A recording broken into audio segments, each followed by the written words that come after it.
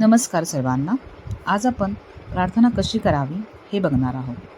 प्रार्थना अशी करा की समोरच्याला तुमचे ऐकावेच लागेल. एवढी शक्ती तुमच्या शब्दामध्ये आणि भावनेमध्ये असायला हवी, तर ती खरी प्रार्थना. मंडळी, याआधी तुम्ही जर चॅनलवरती नवीन असाल तर चॅनलला सबस्क्राईब करायला विसरू नका. प्रार्थना सगळेच करतात, परंतु सगळ्यांचीच प्रार्थना फळतेच असं नाही का? याचे कारण स्वामी समर्थ महाराज एक दृष्टांत देऊन सांगतात. एकदा समस्त शिष्यासमवेत स्वामी समर्थ महाराज प्रवासात निघाले होते. प्रवासात असताना अवकाळी पाऊस सुरू झाला. स्वामींच्या सोबत अजूनही सगळे बिथरले होते. सर्वांनी एका झाडाचा आश्रय घेतला.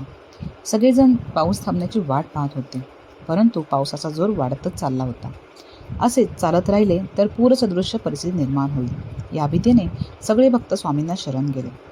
तेव्हा स्वामी म्हणाले, अरे, अशी गायबाय करण्यापेक्षा त्या पावसाला हात जोडून विनवणी करा, प्रार्थना करा. सर्वांनी मनापासून प्रार्थना केली तर तो तुमचं नक्की ऐकेल. प्रार्थनेत शक्ती असतेच, परंतु सामूहिक प्रार्थना लवकर फळते. यासाठी सर्वांनी एकमुखाने एक दिलाने प्रार्थना करा. सर्वांना स्वामींचे म्हणणे पटले. सर्व भक्तांनी प्रार्थना केली आणि काय आश्चर्य, पाऊस कमी होत पूर्ण थांबला. तात्पर्य हेच, स्वामी सांगतात, एखादी गोष्ट तळमळीने केली तर तिचे फळ निश्चित मिळते. प्रार्थना अशी करा की समोरच्याला तुमचे ऐकावेच लागेल. एवढी शक्ती तुमच्या शब्दामध्ये आणि भावनेमध्ये असायला हवी, तर ती खरी प्रार्थना. श्री स्वामी समर्थ. मंडळी, तुम्ही स्वामी भक्त असाल तर कमेंटमध्ये स्वामी समर्थ लिहायला विसरू नका आणि चॅनलला सबस्क्राईब करायला विसरू नका. धन्यवाद.